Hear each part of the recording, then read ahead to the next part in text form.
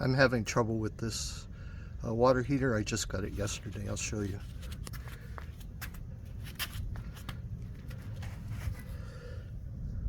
Turning it on. The switch underneath is fine.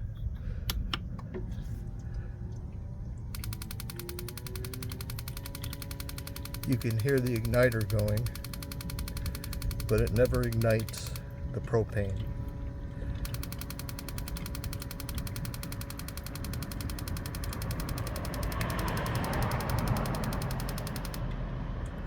I get an E3 air code.